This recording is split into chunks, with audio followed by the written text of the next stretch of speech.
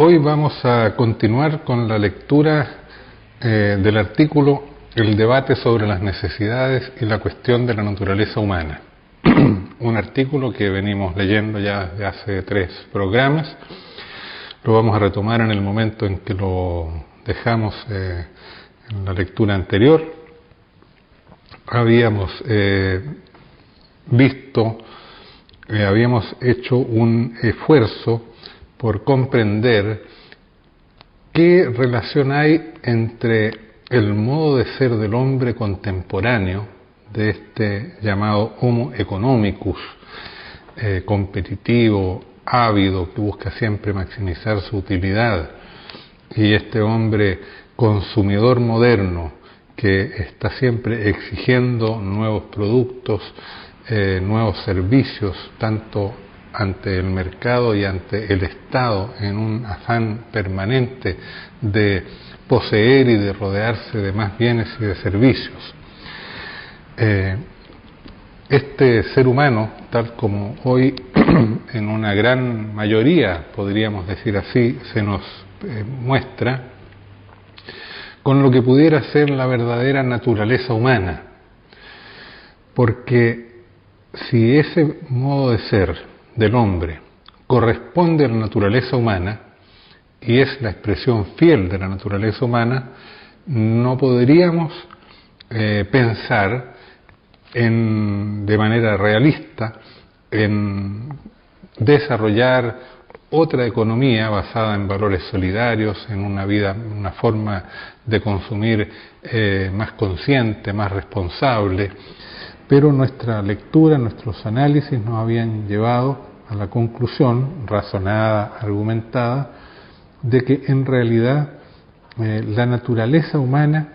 o sea, de que el hombre moderno, el consumidor moderno, el competidor moderno es una manera de ser del ser humano, pero no es la expresión propia y natural del hombre en su esencia, digamos, constitutiva, sino que lo que se puede, digamos, sino que la relación entre el hombre, el ser humano tal como hoy es, y la naturaleza humana se podía entender haciendo una distinción entre lo que sería una naturaleza humana esencial, común a todos los individuos, presente a lo largo de toda la historia de la humanidad, y lo que serían una especie de segunda naturaleza superpuesta a la naturaleza humana esencial, que ha sido construida históricamente, socialmente, sobre la naturaleza humana esencial, y que tiene posibilidades de adquirir históricamente diferentes conformaciones, diferentes modalidades. Y entonces el modo de ser del hombre contemporáneo, del consumidor moderno, sería una expresión muy arraigada, muy difundida, que es constitutiva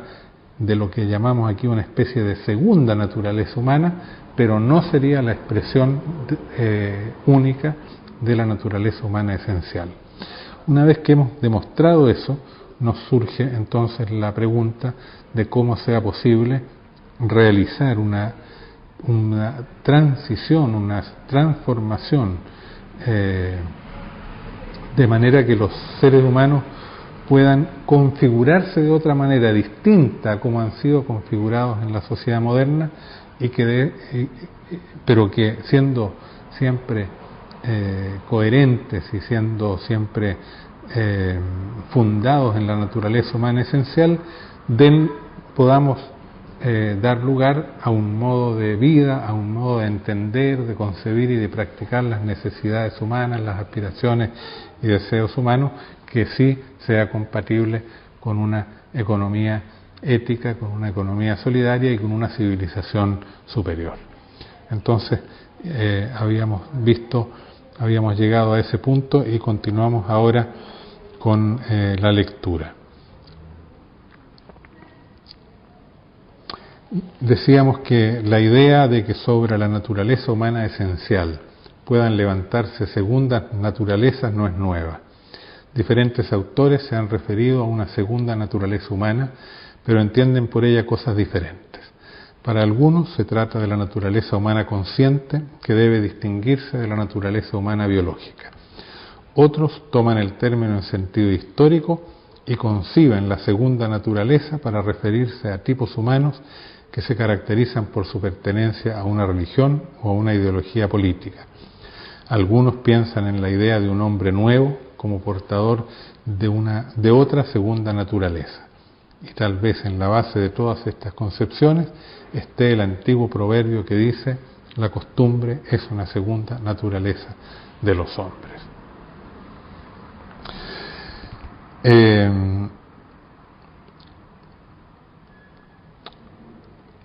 Analizando cómo se configura estas segundas naturalezas, hacíamos referencia al hecho de que los comportamientos, las costumbres y los modos de ser de los individuos, de las personas, está marcada por dos componentes esenciales. Por un lado, su propia individual conciencia y libertad, que le permite hacerse de una cierta manera, tomar ciertas opciones, pero al mismo tiempo se trata de individuos, de seres humanos que somos sociales, que somos configurados, conformados por las realidades económicas, políticas, sociales y culturales que nos condicionan.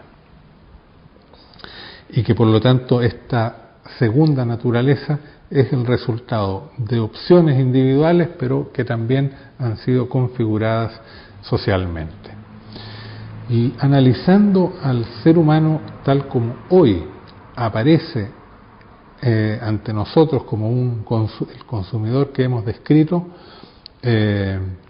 llegábamos a la siguiente, y continúo la lectura indicando lo siguiente: pero permítanme afirmar que los seres humanos parecen ser hoy más sociales que libres. Quiero decir que habitualmente, y en la gran mayoría de las situaciones y de los casos,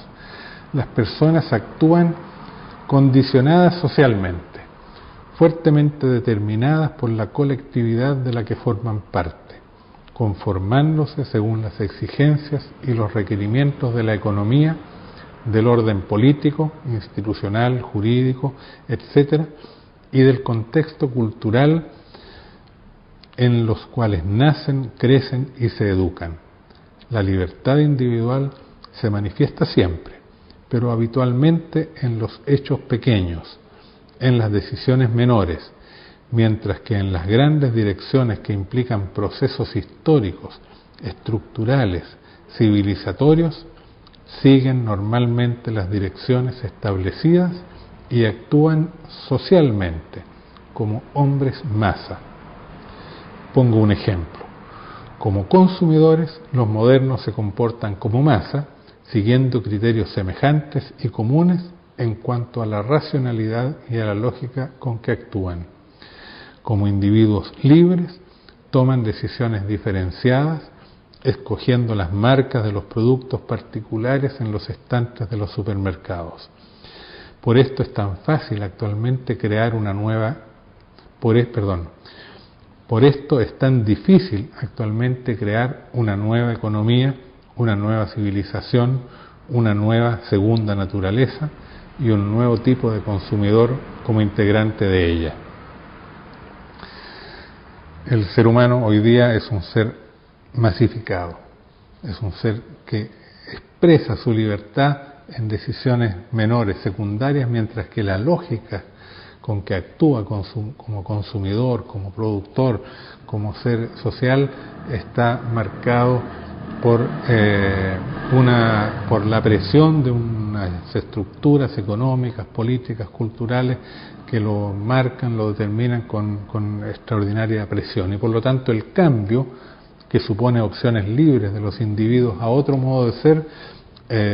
se hace muy difícil, puesto que los seres humanos están en su gran mayoría habituados a tomar decisiones libres en espacios muy reducidos, en ámbitos de decisiones secundarias y que no impactan la racionalidad y la lógica con que operan en el ámbito económico. En este punto se habrá ya comprendido que crear una nueva y superior civilización consiste, en última síntesis, en la creación de una nueva y superior segunda naturaleza en los seres humanos. Que ello sea posible, si bien sumamente difícil, estaría en la naturaleza humana esencial, en cuanto es algo que deriva de la racionalidad y libertad y del hecho de que somos sociales y por lo tanto capaces de construir procesos y organizaciones económicas, políticas y culturales nuevas. Pero para iniciar la creación de esta segunda naturaleza nueva y superior, basada también esta sobre la naturaleza humana esencial, es necesario separarse y tomar distancia respecto a la segunda naturaleza actualmente predominante. O sea, lo que estamos afirmando es que la posibilidad de construir unas relaciones humanas, un modo de ser y de comportarse de los individuos, asumido no por uno que otro individuo particular, sino de manera colectiva, grandes grupos humanos adoptando un nuevo modo de ser y de comportarse, supone un proceso complejo que lo hemos caracterizado nada menos y nada más que como la construcción de una nueva segunda naturaleza humana.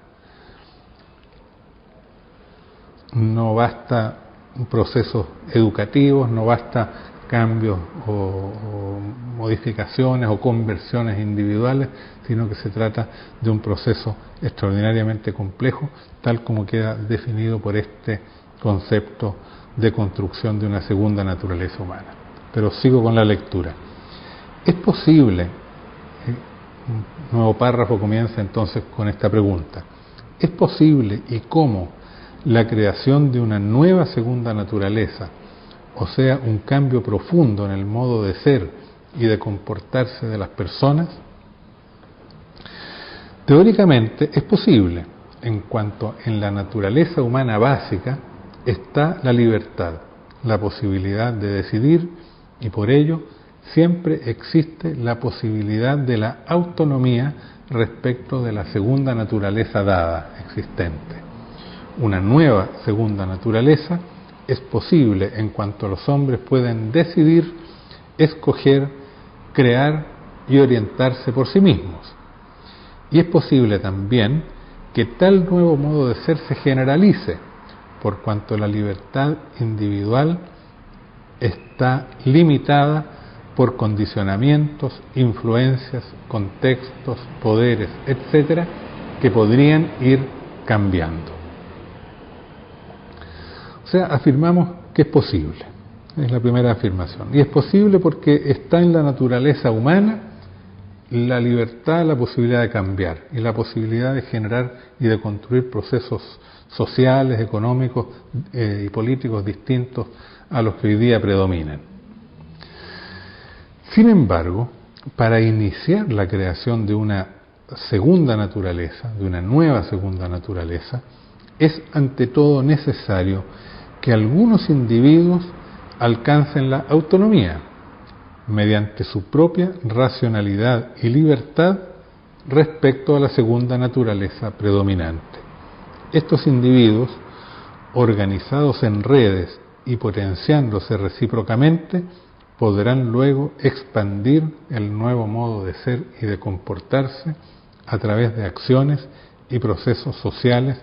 económicos y políticos que impulsen coherentemente. Pero el hecho que hay que asumir es, primero,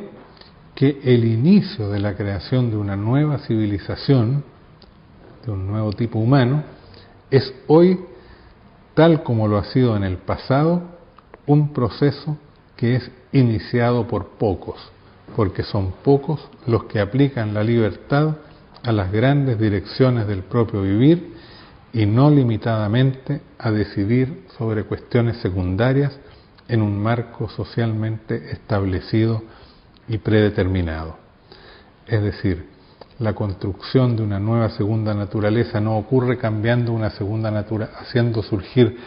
de inmediato, de manera completa, integral esta segunda naturaleza, sino que el cambio tiene que partir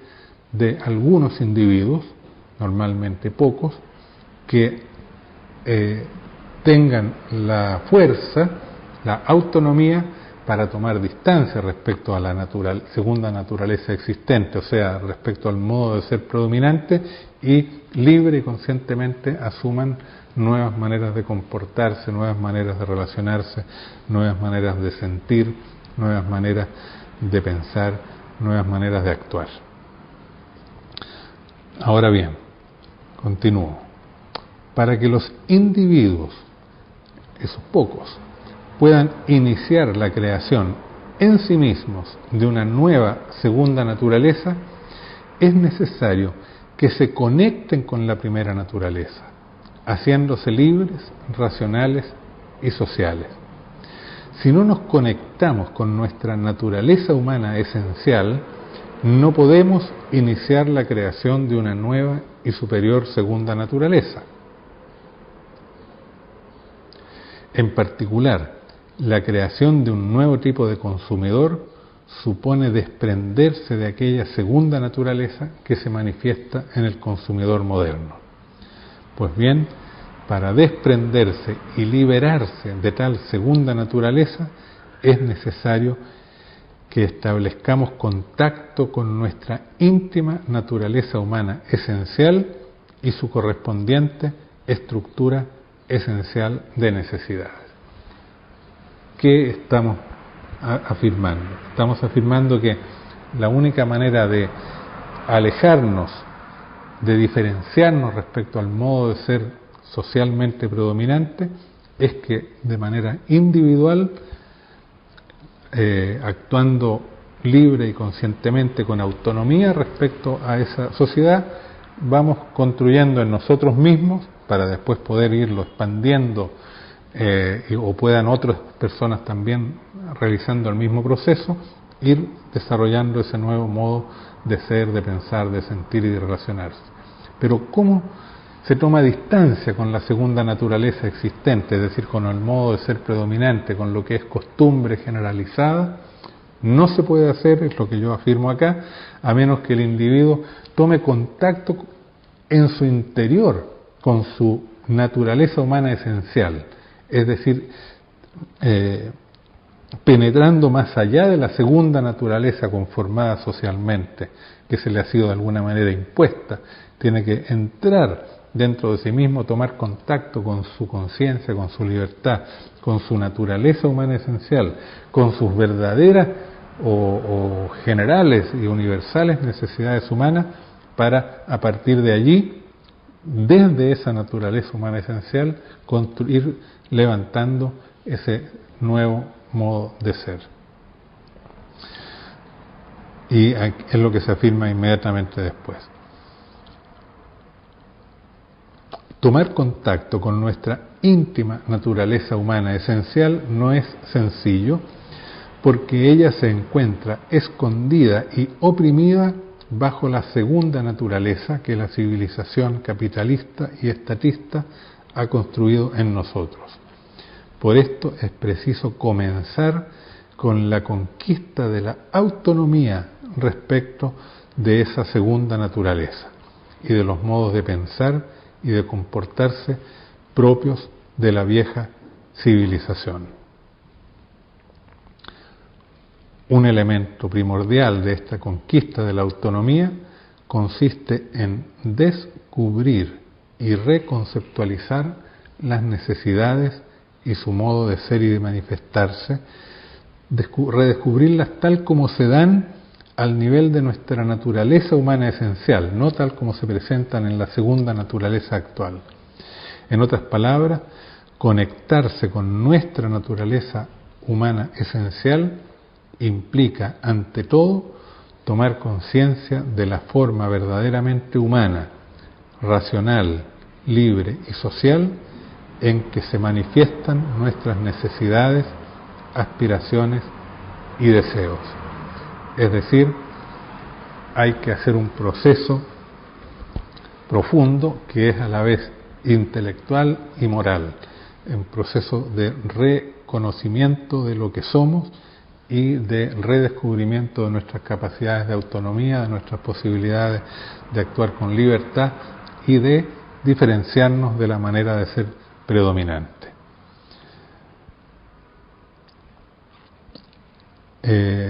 Dejamos hasta aquí la lectura que vamos a retomar en nuestro comentario del próximo martes.